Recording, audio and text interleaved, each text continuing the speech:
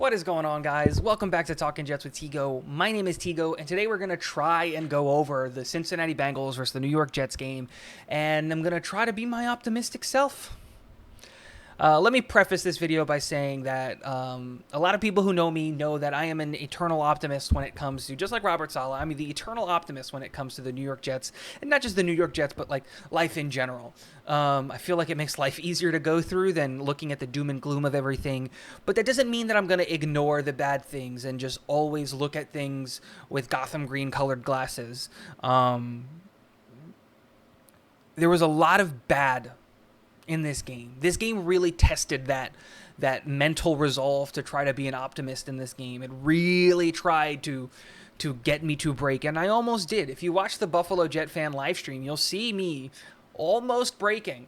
Thankfully, I didn't. I feel very happy that I was able to stay true to who I am. And after being able to watch the game back and understand a little bit deeper, on a deeper level of what fundamentally we were doing wrong in that game, I feel like I walked away with some positives and some things that I can look at with that silver lining and keep me excited for the rest of the season. But also, I was able to, in my opinion, come down to some fundamental problems that we're having on this team that need to be changed drastically.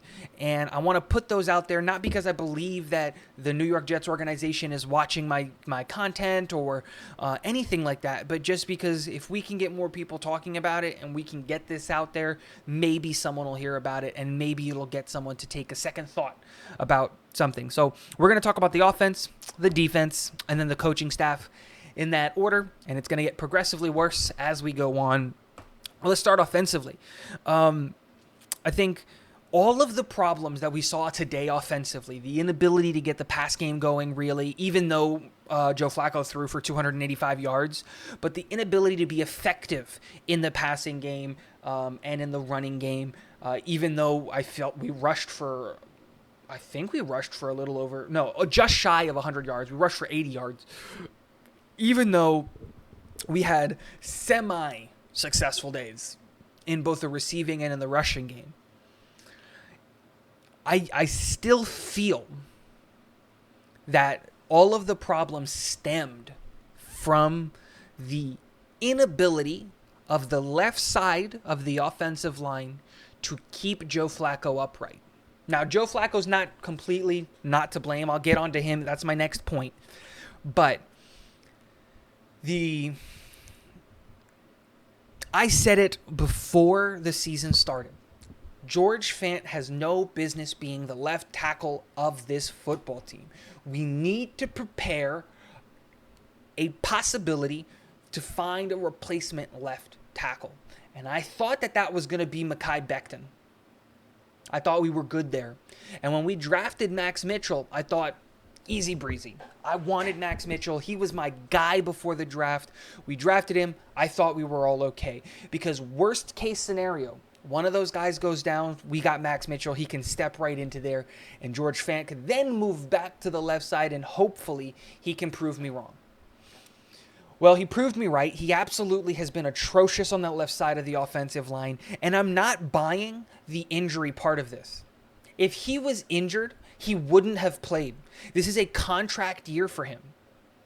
Why would you, on purpose, go out there and play hurt, risking a long-term injury in a contract year? This is ultimately a business. And George Fant wants to get paid like a starting left tackle. You would have to assume that his agent, himself, his family, his friends would all tell him, if you're hurt, you wait until you're healthy so that you can come back fully healthy. And even if it's in a smaller sample size, show the world what you actually are so that the New York Jets can pay you left tackle money or so that some other team can pay you left tackle money. But George Fant is going out there and playing hurt and losing possibly an extension, like a big money extension that I don't think he's going to get in this offseason. It doesn't make sense to me. I think George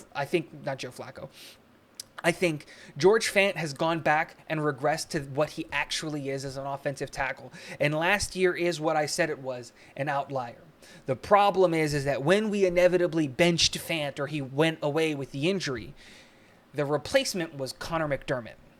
which is unfortunate because Connor McDermott should not play ever. Ever. He should be a special teams guy, and that's really it. The fact that Max Mitchell and Connor McDermott are both of our starting tackles right now is a problem. Now, I'm really excited for Dwayne Brown when he gets back because I think he can be solid on that left side. I really like what we're seeing out of Max Mitchell on the right side.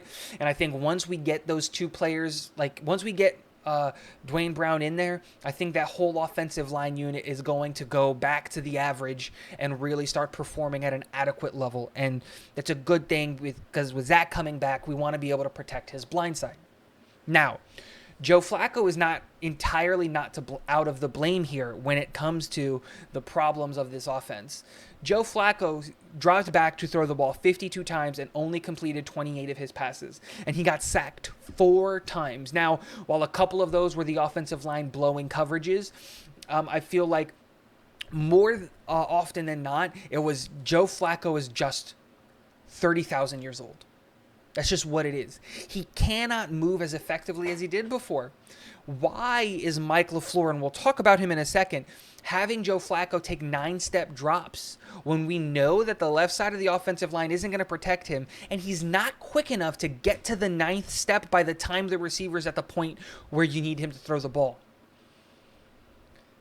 Getting to my last point, Mike LaFleur and his play calling. Mike LaFleur's play calling in the big picture is absolutely great. That's what if I was an offensive coordinator, if I became an offensive type of coach, that is the system and that is the scheme that I would like to run. A wide zone run scheme with play action passes, levels in the wide receiving game, different things to help out the quarterback, really easy 1, 2, 3 reads, and the only thing you need to do is go through the progression because I totally believe that this is going to go lots of pre-motion to help the quarterback. I love the big picture of what Mike LaFleur is trying to recreate in New York.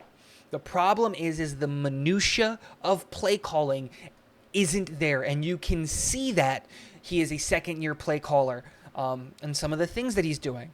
One of the biggest things for me is giving up on the run so early. This is another game where we ran the ball 20 times, but we threw it 52 times. You gave up on the running game when we were only down two touchdowns. Like, if we were getting blown out and we were like, this is like in the third quarter. In the beginning of the third quarter, he's giving up on the run when the run is being incredibly effective. And we're getting 5 yards per carry out of Breece Hall. We cannot give up on the run game. The run game sets up the pass. If these players and these defenders have to take a beat to stay in the box because they're worried about Breece Hall's home run ability, it helps Garrett Wilson, Elijah Moore, like Braxton Berrios, Corey Davis get open, not healthy, and all of that stuff. And then the other thing is how are we not chipping the left tackle constantly? We've spent so much money on the offensive side of the ball in the tight end room. Why are we not, 1, involving them more, but 2, chipping the edge rushers on there? Why are we not sending a running block to help on blocking on that side? There are so many things that we can do to help the left tackle. Trust that Garrett Wilson and Elijah Moore are going to get open because they were getting open all game. The problem is that Joe Flacco was sacked 4 times. He had no time to get into his drop and throw the ball effectively. And sometimes when he was choosing to throw the ball, like that first interception, he's throwing it into 4 Bengals jerseys. But that's besides the point. Mike LaFleur needs to get better at helping his team's weak spots so that he can take advantage of the bright spots, which right now are Garrett Wilson and Breece Hall. And then 2, God, I can't wait till Zach Wilson gets back. I don't ever want to see Joe Flacco on the field again. Thanks for winning that one game, and us going into the Steelers game with Zach Wilson coming back 1-2 is exactly what I wanted from this team. But God, it was hard to watch that offense yesterday not score a single touchdown and get all 12 of their points off of the leg of Greg Zuerlein. It was really rough to see them not be able to convert anything in the red zone or barely even get into the red zone. It was rough. But talk positives of the offense. Really, to me, there's only 3 positives. Garrett Wilson is that dude. Gosh, I love Garrett Wilson. Brees Hall has absolute home run potential and home run ability. And Max Mitchell, I think, is our right tackle of the future. I think he's performing really, really well under the circumstances and what he's being asked to do as a rookie who's still underweight and undersized. Let's move on to the defense. I think it's safe to say that I'm going to start with the linebackers and the safeties because they are absolutely atrocious. Jordan Whitehead was supposed to come in and be a solid safety for us, and we knew that he had problems in coverage, but I never thought it was going to be this bad. I always thought that he had some coverage ability.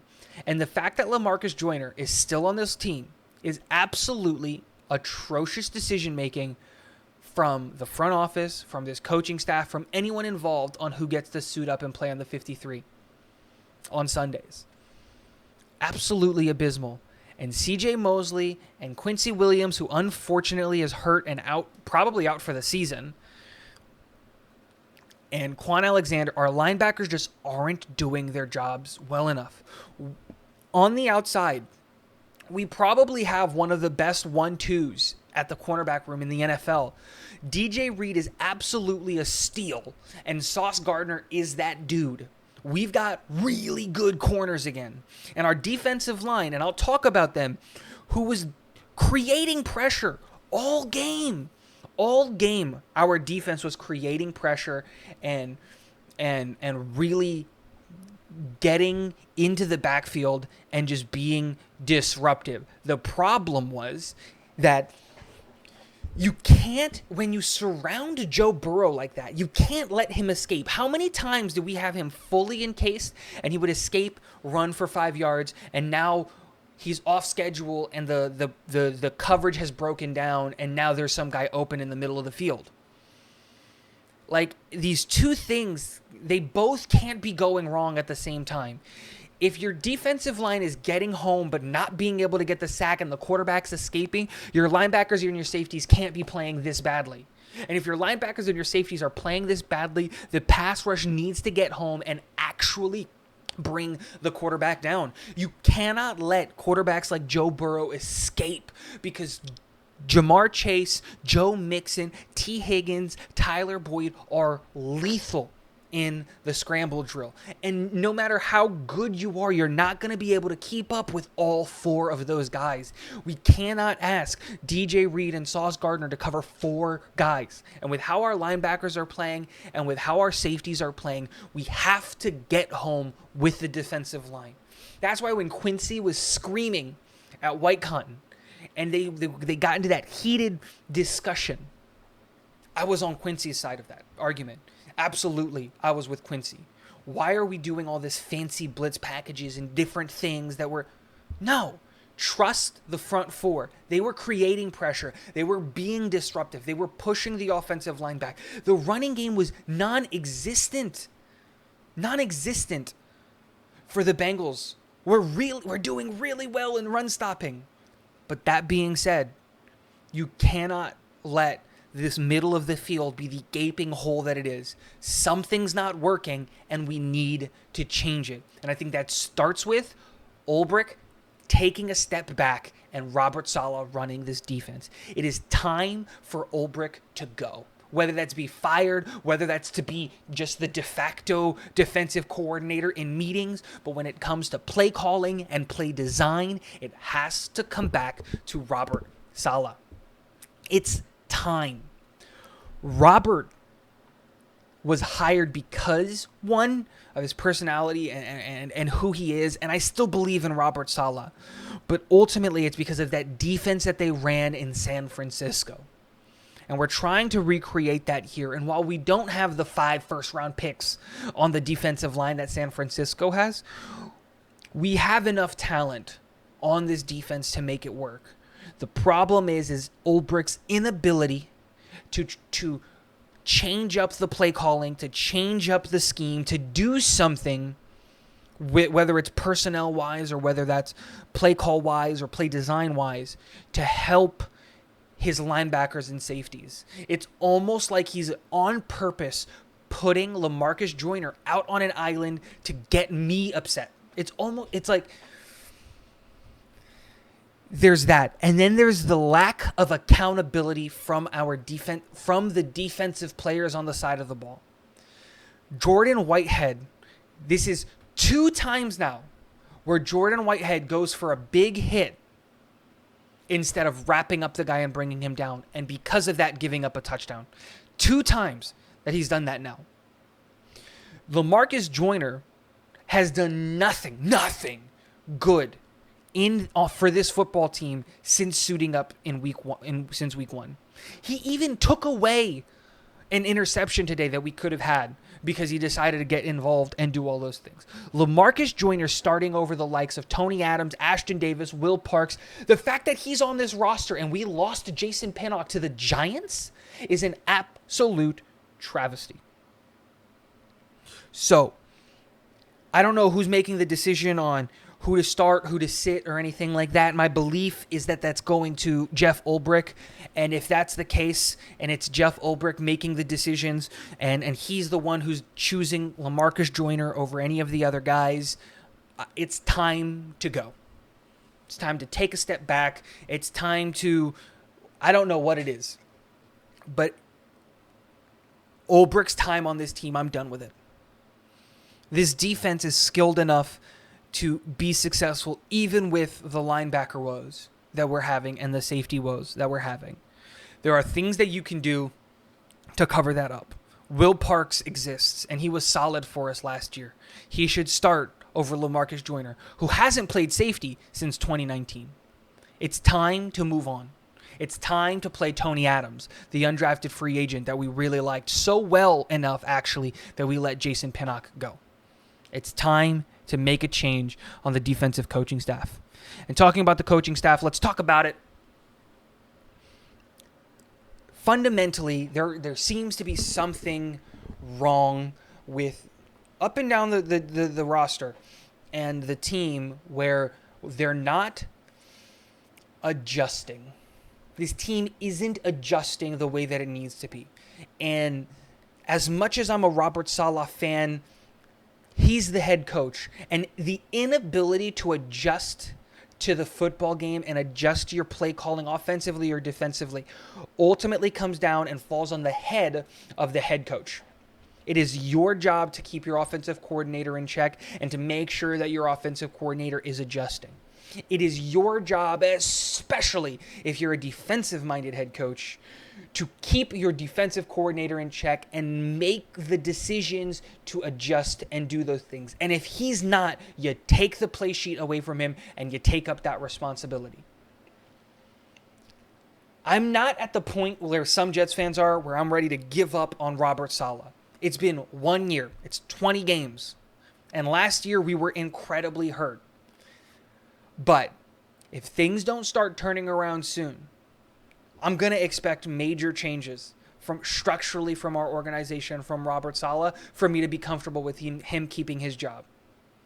I need Jeff Ulbrich fired. I need a restructuring. I need something. I need him to take on the responsibility, whole new coaches for the linebackers and the safety room, whatever it is. I need structural changes on that defense for me to feel comfortable with him staying, because the defense is supposed to be our strong suit this year. The defense is supposed to be something that's going to help us carry us through the early woes that is a young quarterback. And right now, that's not happening. So, sorry for the long video, guys. Let me know what you guys think in the comment section below. And last but not least, go Jets.